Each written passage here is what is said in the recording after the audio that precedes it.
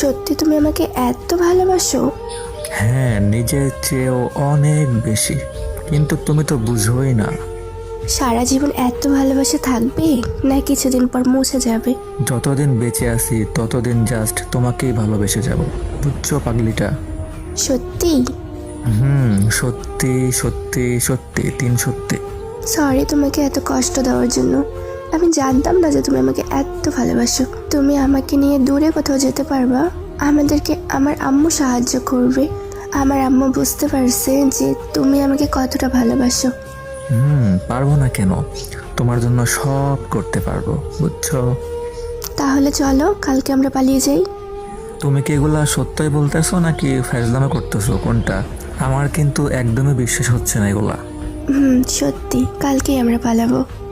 আচ্ছা, কোথায়, কখন, কিভাবে আসতে হবে আমাকে বলো, আমি চলে আসবো। বাট তুমি যদি আগের মতো আবারও না আসো, আগের বার তো আসতেছি আসো নাই, তাহলে কি হবে বলো? আরে না বোকা, আসবো। এবার আমার আম্মু আমাকে সাহায্য করবে। তুমি স্কুলের সামনে এই জায়গায় চলে এসো। আচ্ছা ঠিক আছে। আচ্ছা তাহলে এখন জামা কাপড় গুছিয়ে রাখো, কালকেই আমরা পালাবো। আচ্ছা বাবা, ঠিক আছে, আমি জামা কাপড় গুছিয়ে রাখতেছি। কিন্তু আমার না সত্যই বিশ্বাস হচ্ছে না, তুমি কি সত্যি আসবা? আরে বোকা, বিশ্বাস করতে হবে। আচ্ছা ঠিক আছে, কি আর করার, করলাম বিশ্বাস, কালকে দেখা যাবে আসো কিনা। গাইস, সিরিয়াসলি আমি বুঝাইতে পারবো না, ওর এই কথাগুলো শুনে আমার ফিলিংসটা কেমন কাজ করতেছিল। নিজেকে দুনিয়ার পৃথিবীর সবচেয়ে সুখী মানুষটা মনে হচ্ছিল।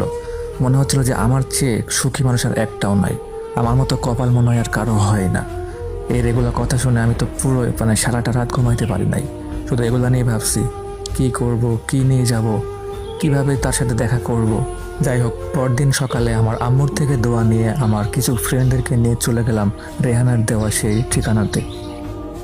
এরপর ওইখানে গিয়ে 3 কবুল বলে রেহানাকে বিয়ে করে ফেললাম। এরপর চলে গেলাম ওইখানে, আমার এক বন্ধুর আন্টির বাসা ছিল, ওইখানে চলে গেলাম। যাওয়ার পর আর কি কইতাম ভাই, কষ্টের কথা একটাই, আমার না অনেক শখ ছিল, অনেক ইচ্ছা ছিল নিজের বাসরটা নিজের বাড়িতে করব, অনেক ইচ্ছা ছিল। বাট সেটা আর হইল কই, কপাল পোড়া হইলে যা হয়। তো যাই হোক, অবশেষে আমরা একটা ফ্ল্যাট ভাড়া নিলাম। এরপর আব্বু আম্মুর সাথে কথা বললাম, অনেক কথা বলার পরে তারা বললো যে বাসায় চলে আয়। তারপর আর কি, আব্বু আম্মুর কথায় আমরা বাসায় চলে আসলাম।